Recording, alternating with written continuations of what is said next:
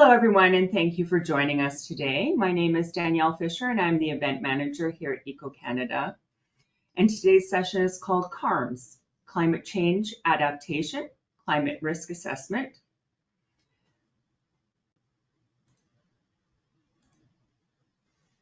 Before we start, I would like to take a moment to recognize the traditional Indigenous lands where Eco Canada's office is based in Calgary. At Eco Canada, we're working towards respectful acknowledgement, collaboration, and reconciliation with Indigenous peoples across Canada. This starts with our honor and privilege to live and work within the Treaty 7 territory. Today, we are presenting from the city of Calgary, home to the Métis Nation of Alberta, Region 3.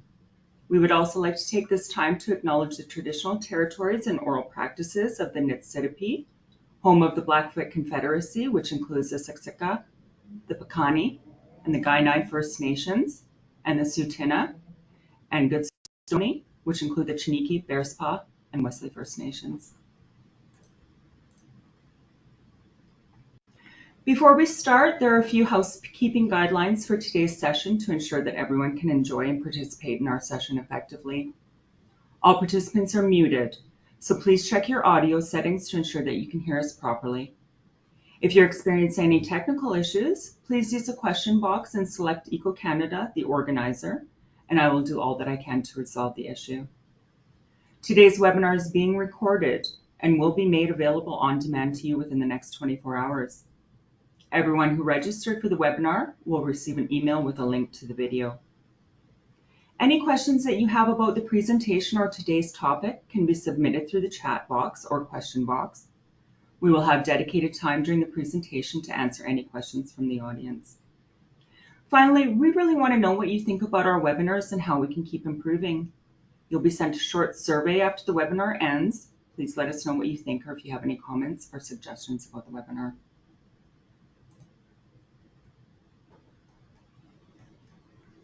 Eco Canada's vision is to build the world's leading environmental workforce. Eco Canada seeks to help environmental workers succeed at each step of their career journey. To do this, Eco Canada has developed programs tailored to individuals at different stages of their career. For those looking to enter the environmental workforce, Eco Canada provides training through the BEAR program and accreditation for environmental programs at post-secondary institutions. Eco Canada also provides opportunities for new workers to break into the environmental sector through wage funding for co-op students and recent post-secondary graduates. For those already employed as environmental workers, Eco Canada provides the Environmental Professional EP and Environmental Professional in Training EPT certifications and EPT students. Lastly, Eco Canada provides opportunities for those with vast experience as environmental workers to provide guidance and direction to Eco Canada's products and programs through advisory committees and emeritus memberships. Now I would like to introduce you to our speaker, Nelson Lee. Nelson is the president of Green Sky Consulting. He is passionate about our individual responsibility as stewards of the ecosystem. Nelson is a channel to enable organizations to understand their role in climate change, how climate change will affect them, and what they can do to be more resilient and even benefit from some of these opportunities. Thank you so much for joining us, Nelson. Over to you. Thank you very much, Danielle. And I should say I'm joining from the Coast Salish Peoples Territories on the West Coast here. And so let's jump into the slides. Thank you for joining. And I'll be sharing a little bit about where Green Sky has experienced climate change adaptation, how we're trying to help.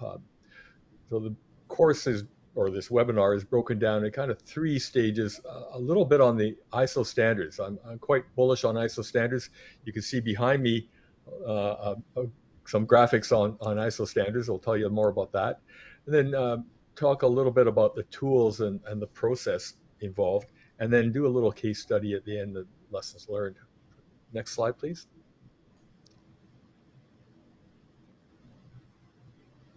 So one of the things I think when it comes to climate change adaptation, it's relatively new compared to climate change mitigation, lowering greenhouse gas emissions, but it's recognized we're not going to get there in time, and we have a new climate to deal with, so we have to adapt. And what's the point of hitting the ground or not, starting from flat foot? Why not hit the ground running? So start with the ISO standards. These standards have been developed by dozens and dozens of experts, over some of them over quite a few years, and they'll be reviewed every 5 or 6 years and renewed and bring in new ideas. As a matter of fact, these standards, the first two, will be introduced into the Canadian Standards Association standards. They'll be sort of Canadianized, and we're working on that right now. So the first one, anyways, so there's three standards: the 14,090 adaptation to climate change. They have principles, requirements, and guidelines. So it's actually a certifiable standard. And 14,091, which is where we're going to focus most of our experience on this one, is about vulnerability impacts and risk assessment. So kind of the beginning part, the getting started, not so much the planning and implementation part. But there's been a technical standard, that's what the TS stand for, where they've brought in kind of more at the local level. So provincial maybe governments, certainly city governments, even maybe more local than that in addition, and that they've actually shown how these standards can be applied. So next slide, please.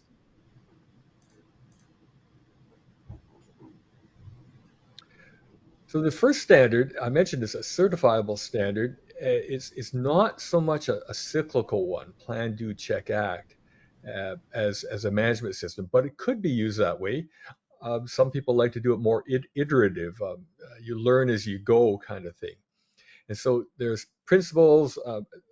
Let me give you some examples. Some of the principles. I'm just going to read off over here on my other screen. Change orientation, because adaptation to climate change is all about a change.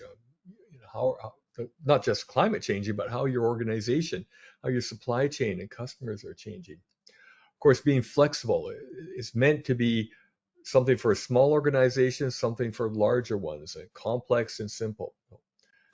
Mainstreaming and embedding is the next principle. The idea of making this a fundamental process. It's not just an add-on, you do it once and walk away. It's what we do all the time. We're going to be adapting to climate change as we go.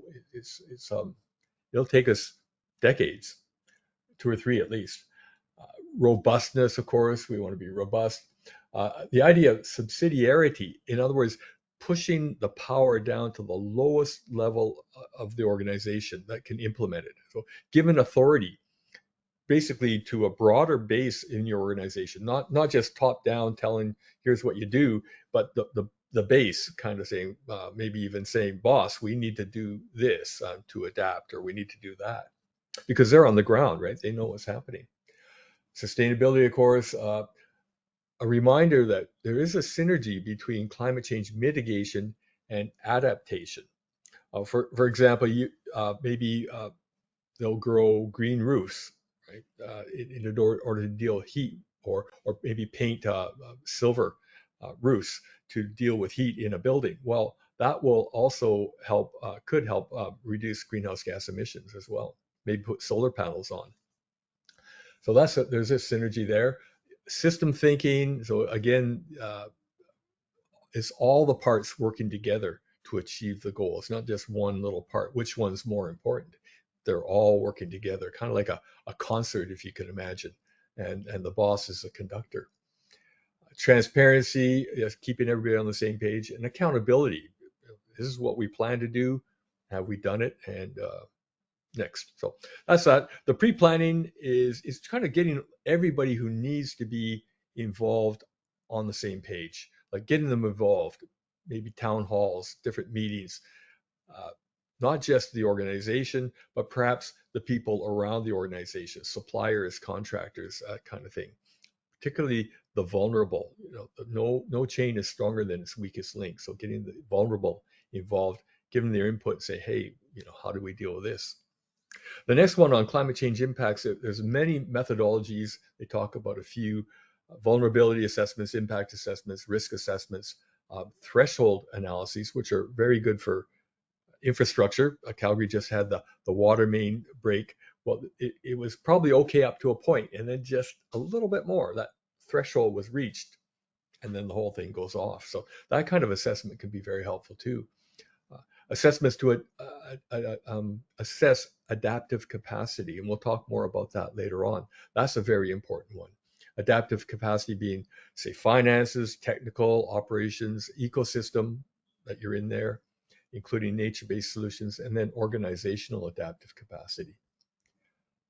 And finally, uncertainty analysis. Nothing is exact, and we're just trying to do our best. So then moving into planning, once you have an idea what the impacts are going to be, what the risks are, you can make a plan to improve somewhere, and then implement it, of course. So you monitor, see how it's going. Maybe you can make some improvements.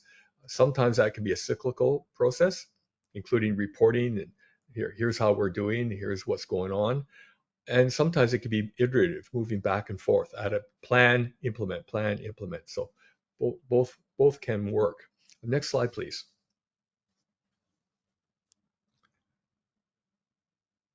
Yeah, we're going to focus most of the process I'm talking about was based on this standard, the 14,091 one, which is about understanding the risk assessment, the risks and the opportunities, really, how vulnerable you are. So this is a beginning part, and I think all organizations should understand this at least.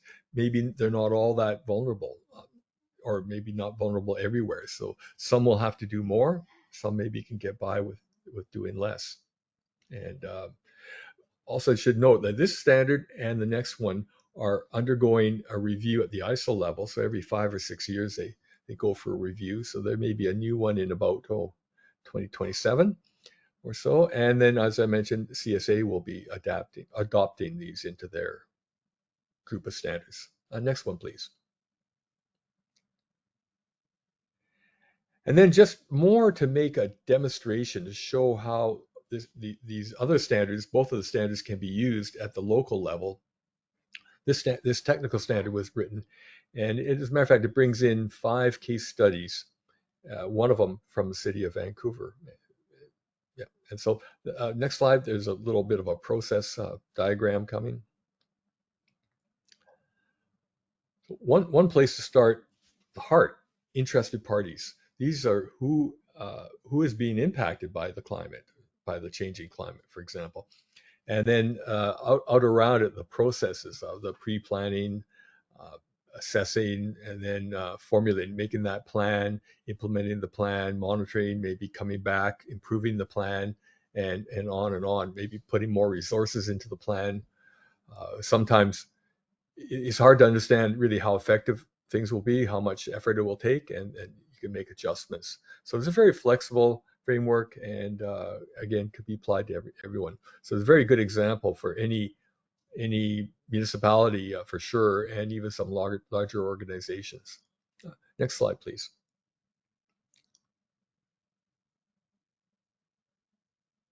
So this is a kind of a little bit of a busy slide, but I'll kind of focus in on it. We're talking about a fairly rigorous multi-phase process. So 5 steps we talk about here, and this is kind of way our CARMS works.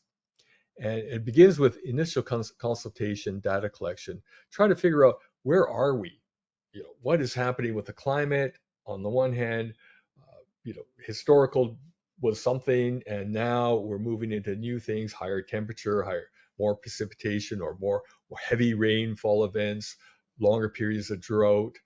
What else? Maybe windstorms, all kinds of these climate hazards that may happen. You gather all that data, find out about the receiving. What is it that's being impacted by the climate change? Is it a building? Is it campus? Is it maybe many stores or manufacturing facilities, maybe even a road or something like that. So understanding that, kind of get all that, and the people who has been experiencing the changing climate, what have their experiences been, and uh, how successful they've been at adapting. The next step is called a screening level risk assessment. This is something I would recommend for all organizations, and it's meant to be easy. It's at the very beginning, so you understand the whole thing and try to do a high level screen, just like it says, screen out the big particles, the high risk, and then maybe you can focus on them in the next step, the detailed risk assessment. So not everything has to go through the full blown risk assessment process. Maybe just these high risks that have been screened out. Then the high detailed risk assessment, of course, you go into a lot more detail, bring in some more tools, spend more time, maybe bring more people in, more studies, perhaps more information there. And then when that finished, developing those adaptation strategies, what can be done.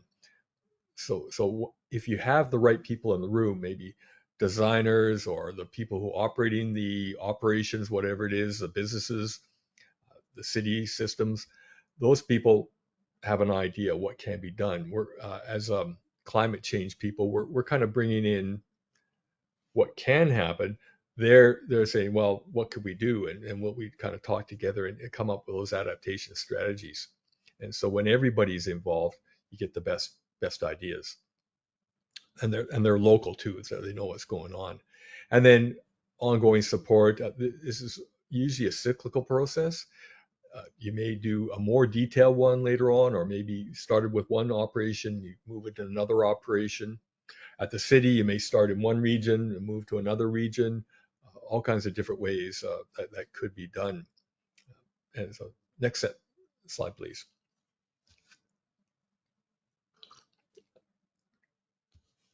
So, as I mentioned, I highly recommend screening level risk assessments. So, if you could imagine, the bell curve is something like this. The bulk in that middle part, maybe 90%, 80, 90% of the organizations all could benefit from a screening level risk assessment. And it could be done at a low cost. It's meant to be quick. So we don't do a lot of detailed study. What we're saying more like, what if? What if temperature got to some time where, some level where we're exceeding what design capacity was, right? For example, or what if rain got to some level where there's so much water we're exceeding what will flow away in the storm drains, right? Well, what if, that kind of thing. What if the wind we're getting up to some level?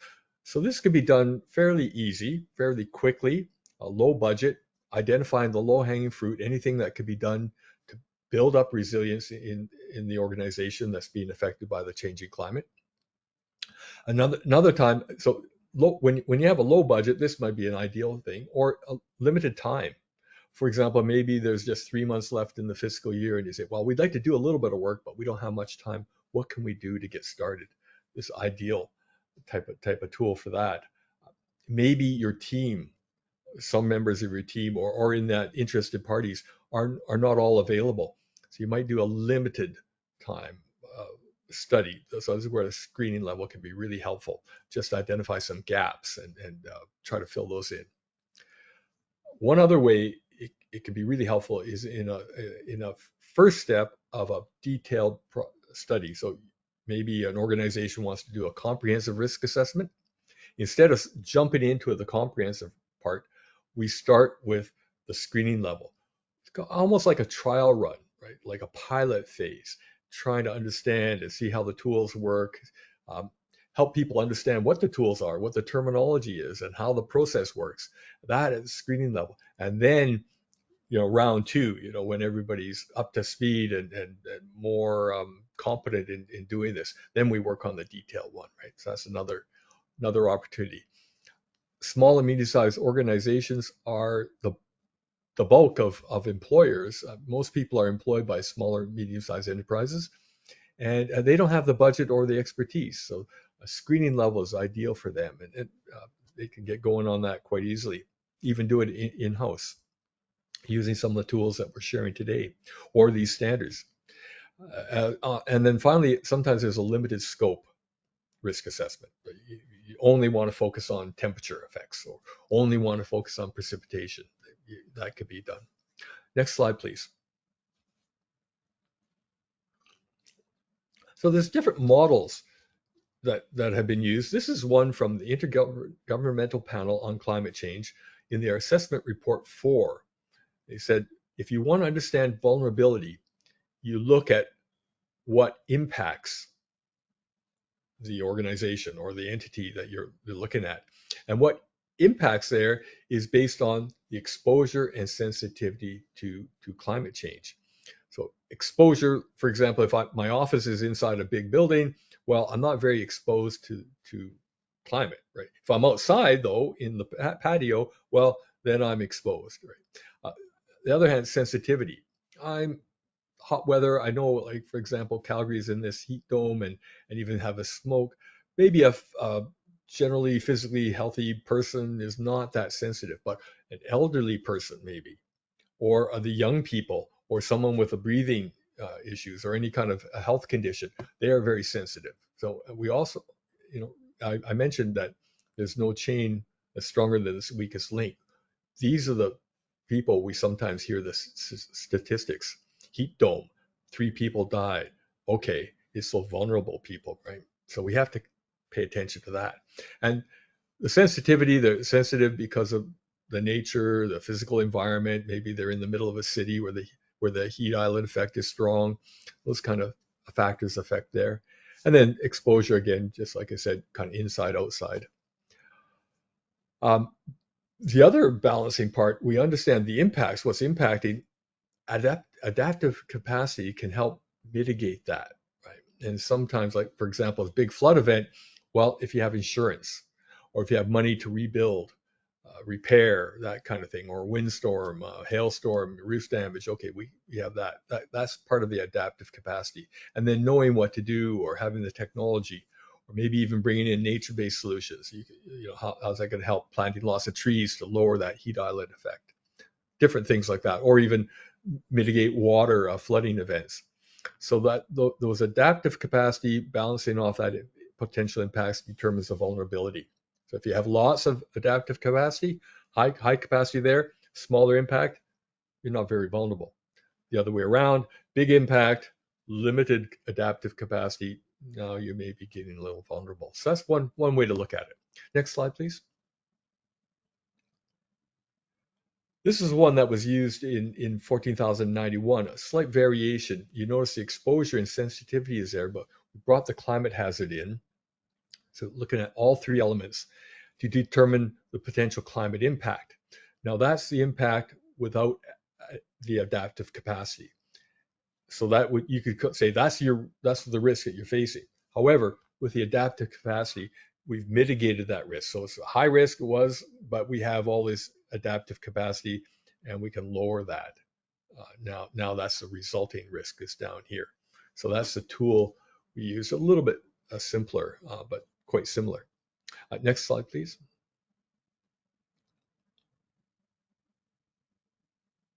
So now we're into the case study. So I wanted to pick something. We've done a number of water treatment, wastewater treatment, water supply. These kinds of systems you can see, imagine are quite climate sensitive. However, one brings something that maybe everybody can relate to if you haven't been involved in a climate change risk assessment. So we took a fire hall. We did one project, probably one of our smaller projects, is a fire hall. And all of us are probably working in a building, or maybe we're part of an organization, or maybe we even shop at places, stores. Those are in buildings, right? Our schools are buildings. Everything's in a building. So I think you can relate to this more. And this particular one was a fire hall, and fairly important infrastructure, and it was located in a First Nations community, kind of middle northern Canada. Not that middle of the prairies kind of thing. So next slide, please.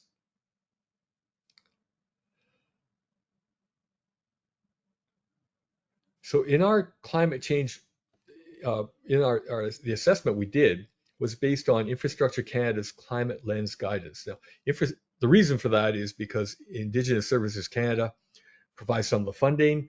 They want to make sure when they fund, they're not raising greenhouse gas emissions. So that could be one kind of study, a greenhouse gas emissions assessment. The other one would be a climate change, and they call it climate change resilience assessment, similar to climate change risk assessment. Just different kind of vocabulary. So that's kind of process we followed. And there's mainly 3 steps, although there's stuff in between. So the data collection, this is where you collect the historical data, the projected climate data, and there's a lot of tools like Climate Atlas climate.com, I think it's called, Climate Atlas and Climate Data.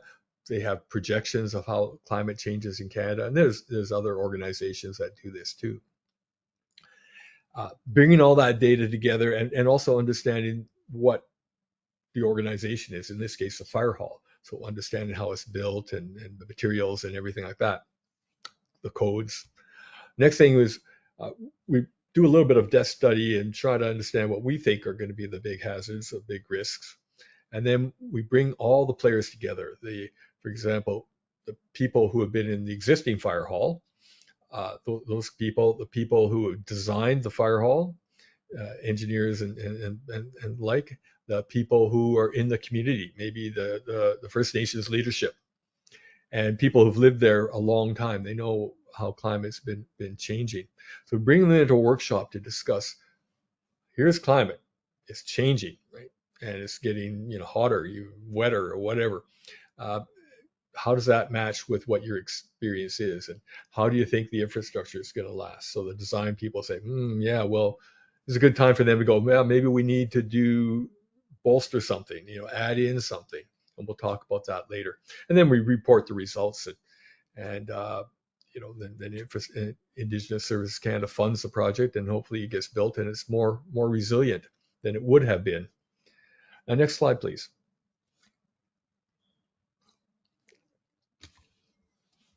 So typical doing this, there's a risk assessment. As I said, we work as a team and kind of talk about, say, temperature. How's that going to affect the roof and the siding? How's it going to affect the equipment inside? How's it going to affect the roads? And then you go through precipitation events, wind events, etc.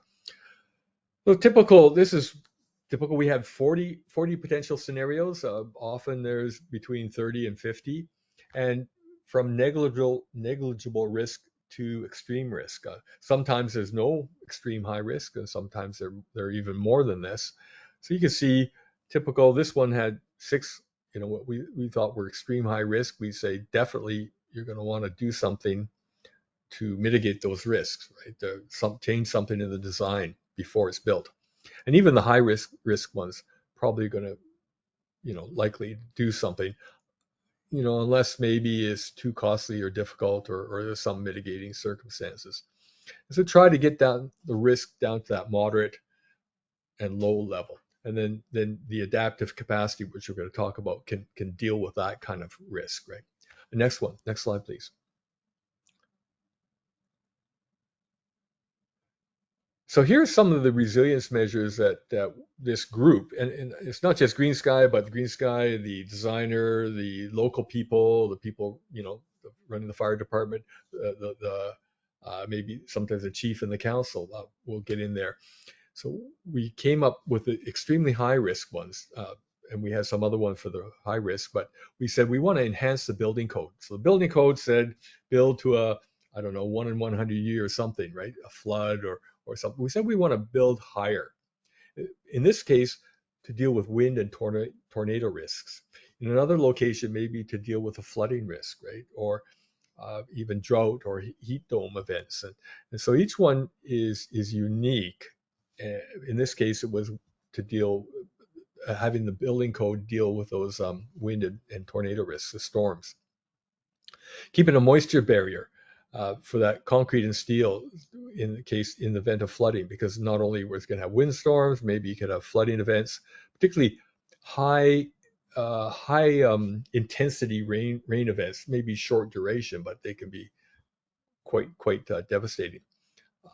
We thought in this particular case, it was in the prairies, high temperature tolerant equipment would need to be there. Maybe their communication equipment, their electrical systems, that kind of thing. It is a fire hall. It has to be available 24/7, 365, right? You want to call for the fire department and say, oh, sorry, we're having a little bit of an event because of climate change, right? All the mechanical electrical systems, make sure they're located on the second floor to avoid any flood damage. Just as an example, the Fukushima nuclear disaster, they had the tsunami. And one of the reasons it was such a disaster was it knocked out the power, and it knocked out the backup power. And the reason is the backup power was located in the basement.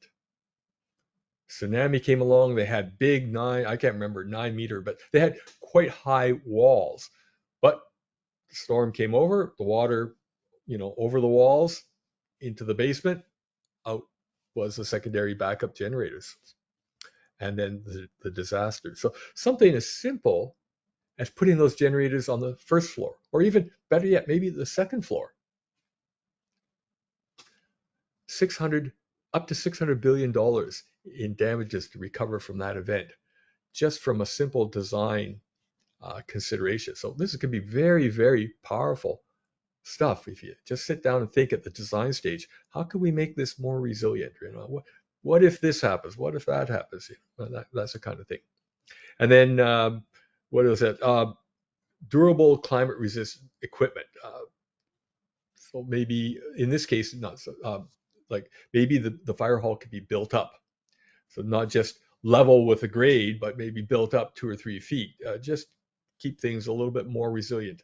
Make sure the roads and the storm drainage around them, so the trucks can get out to the fire and things like that. Next slide, please.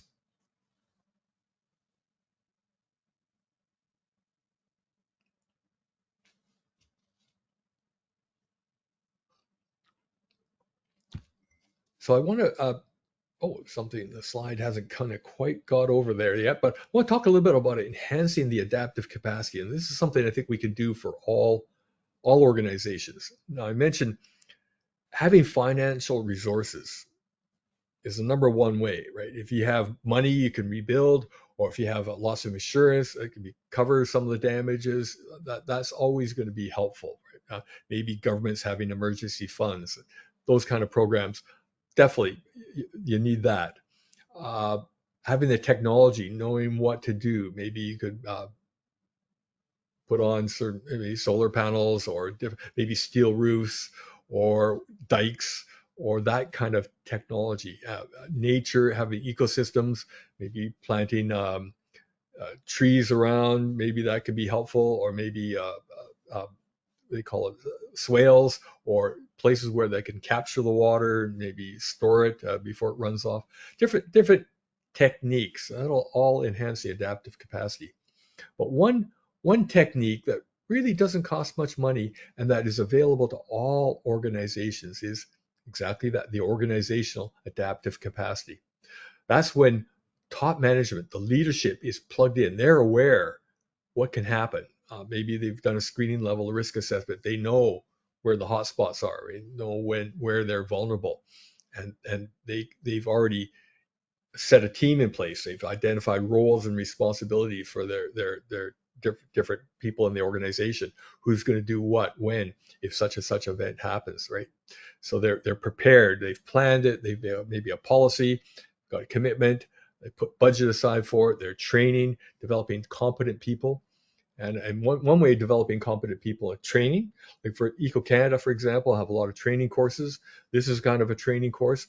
That's one way. The other way is hiring competent, already trained consultants and experts.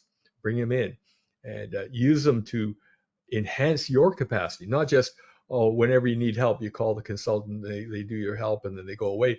No, rather use them to enhance your capacity, build up your team, that they are able to take on some of this work, and then the consultants can always help in the more difficult and challenging situations. Having good communication. So one kind of communication is understanding what's happening. So understanding the weather, getting news alerts. Heat dome is coming. So actually, I noticed Environment Canada was very good this year. Every place has got the heat alerts, right? And maybe there'll be other ones. I saw one swale or storm alerts, and maybe there'll be more. So that's one kind of communication. The other one is with, say, suppliers, contractors. So if there's a flood, who do I need to call? Make cleaning or uh, different services, that kind of thing. Or if power goes out, what can I do? Right, all that backup kind of communication. And informing your own team, right? Don't come to work today. That happened. As a matter of fact, I have a number of clients in Houston, and they had unfortunately they had that derecho. Remember that? Blew out windows in downtown Houston like crazy. They had internal communication saying, "Don't come to work," right? call your buddy. They would have a message to everybody, and then they say, please talk to your teams. If you're a leader, talk to your teams, make sure they know what's going on, because it was fairly dangerous there. And then they just had that hurricane barrel, right? Category 1 hurricane. Boy, did a lot of damage, knocked out the power in Houston. And again, that kind of internal communication, what to do, where can you get supplies, where can you get help? Those are critical. And then just monitoring this, seeing how it's working, improving, continually improving, learning from lessons. And just to point out, the best and most effective, the cheapest way to learn is from someone else's misfortune. Right? Don't wait till you're the one getting flooded or you're the one in the heat dome. Learn. So we can learn from what's going on, all those two events that happened in Houston, other events that happen in other parts. The water supply in Calgary. I'm sure all the cities across Canada, or I sure hope they are going, okay, what about us, right? If it happened to us, what will we do?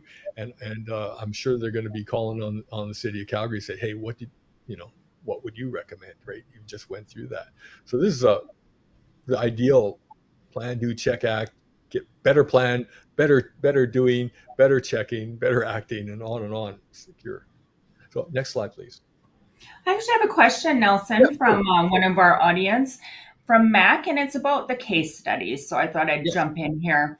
And he asks, for the fire hall case study, can you explain what the extremely high risk scenarios are defined as? I.e., are they climate scenarios or rather specific perils that people have to think about?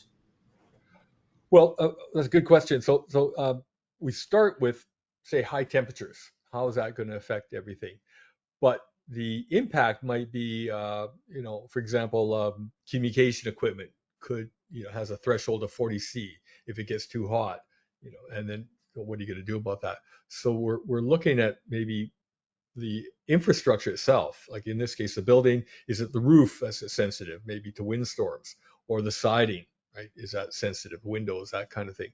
So the impact is the infrastructure is being impacted, right? So the climate is the first driver, but yeah, what the infrastructure is being impacted. Does that help, Matt? Hopefully that makes sense. Or I'll get the answer from him at the end of the okay, question and answer, and we can move on. Thanks, Nelson. okay, yep. So next slide.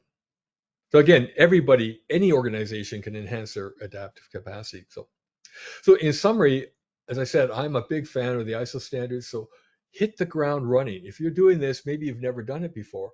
For $500 or $600, I think the standards are roughly about $200 each. You benefit from people with decades of experience, dozen or more people, maybe a couple of dozen.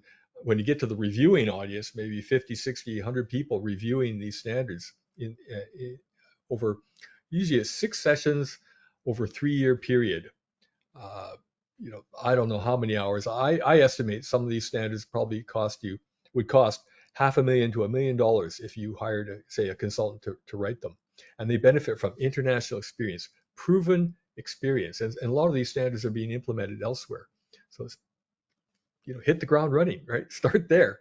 And then our CARMS process benefits from these standards and also management system standards, and tries to take that 5-step process. Again, starting with that screening level risk assessment, which I'd recommend all organizations, that 80 to 90% of organizations that have not yet done a climate change risk assessment, do that. Spend a few $1,000s, just see if there's any high risks. If there are no high risk, great. Maybe, put it off for another few years. But at least you can start there and maybe have a peace of mind. Okay. Or if you identify some high risk, well, okay, do something about it. Right? And then we saw some of the typical results of a climate risk assessment, or you can help prioritize. So any organization can plan. You can't do everything, but you can start planning. Take the best ones, the most important ones. Maybe pick some low hanging fruit and get going on it, and then learn and repeat.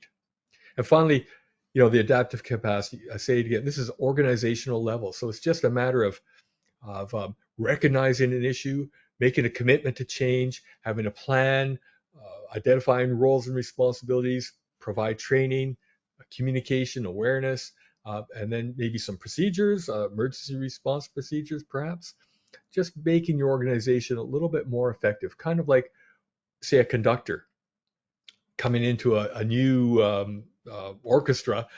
They're starting out learning the piece, and maybe it's not going that smooth at first, but round after round until the final performance or the day of the first performance, they're ready, right? They're practiced, they're ready to go, and they're like a well-oiled machine. So that's what this is all about, and it's something all organizations can do, and without really a lot of help, just maybe a little guide, a little tip here and there from their consultants. Next slide, please.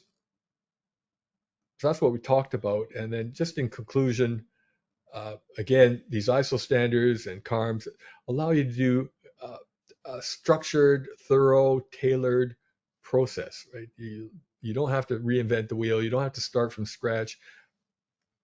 Just keep doing what's working, right? And particularly that screening level assessment. And the goal is to build that long-term resilience. And that long-term resilience is something you don't do it overnight. It takes time, and you learn from experience, and kind of step by step, right? You get better. One way to start is maybe with a pilot project. So your organization may have a number of facilities. Well, pick one, do a pilot, see how it goes, and then maybe it works well, you can do it again, or maybe make some tweaks and changes, do it at another facility, and on and on. So you can, but do spend the money now. Spend some money. Start to raise your level of awareness. Start to look, because the climate is changing.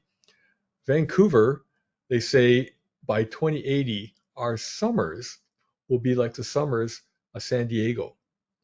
So think about that. In San Diego, every house has an air conditioner. In Vancouver, few houses have them.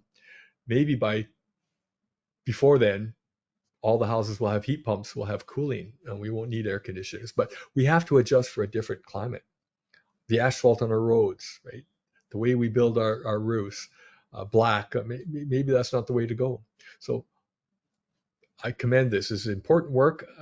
It's not that hard to get going, and we've shared some tools. Uh, get going. So thank you very much, everybody. We'll take any other questions, and Danielle, turn back to you. Okay, so we actually have a very basic question from Janessa, and she says, thank you for your patience with this very silly question, but what is CARMS? What does it stand for? How can Yeah, I access it, and who owns it? I should have mentioned that. So CARMS, right here in the conclusion, it says Climate Action and Resilience Management System. So CARMS is something Green Sky developed. It's based on ISO 14001, the Environmental Management System, and it's just a plan, do, check, act. And it's instead of all environmental issues, water, waste, on and on, it's focused on climate change, the climate mitigation, dealing with greenhouse gas emissions, and then climate change adaptation, dealing with the effects of the climate change. So it's on our website. You can see there's different material, and there's a little book, if I may. Let's see, here it is. Yeah, little book that talks about CARMS, so smart climate moves. Wonderful. So that's it. Um, Yeah. Great. Now we have a question about kind of the cost of these things, and how do you actually assess the economic costs and benefits of these different adaptation options? Is there a model? How does a company come to assessing these different costs in the beginning, in the planning development stages? Yeah, so most of our projects were in the design stage, right? The design of a water treatment plant or a wastewater treatment plant or the building or roads, systems, dikes. That's the kind of work. And we call it the climate lens, because a lot of the work we've done has been for First Nations, and they follow that climate lens process. So the idea is in the planning stage, you have to have a bit of a plan. You don't start with nothing, but maybe at the 60% stage where there's still room to make changes. You know what you want, you know what you need. Maybe the facility is needed. There are reasons for it. Why you need a fire hall, why you need a water treatment plant. But you start there. But before it's finalized, you look at, well, how is it's designed now in 2024. but it needs to operate for another 20 or 30 years, up to 2050, say. Well, what's the climate going to be like then? A little bit different. So you're making sure it goes in there. So often the cost is not that much more. Like maybe the initial cost was say 30 million. Now we're going to go to 30.5 million. Yeah, it's something. And that might be because, for example, we talked about increasing the building code. So maybe make it more sturdy, or whatever that means. Maybe adding backup generators, or adding in solar panels, or batteries, so that they have some independence from the grid. That kind of thing. Yeah, sure. There's some costs with it, but they're not that large when you do it at the design stage.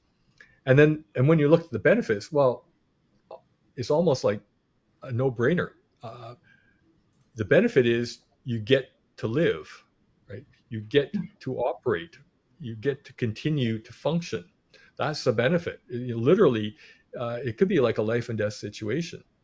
Uh, think about any of the floods that happened. Uh, uh, Look, I remember in Calgary when they had the flood, bang, it shut down. I mean, a week after the flood, I went up north to Fort St. John, and they said, "Who are you?" I said, "Well, didn't you get the email from your head office in Calgary that I'm coming up?" And they said, "Oh no, the servers have been down for a week because of the flood." Right? And that was just a small little example. You could imagine. Uh, all these kinds of things, they really affect business in a big way. And whereas that mitigation part, like Fukushima, you put the backup generator up 10, 20 feet away from the water. You put it in the basement, doesn't work. That doesn't cost a lot of money. So yeah, the cost benefit, I think, yeah, there's going to be some costs. The benefits are like, you get to function, right? You get Hopefully to that live. helps. You get to live. Yeah, you get to Yeah, live. very, very interesting. Actually, we have a few of these questions.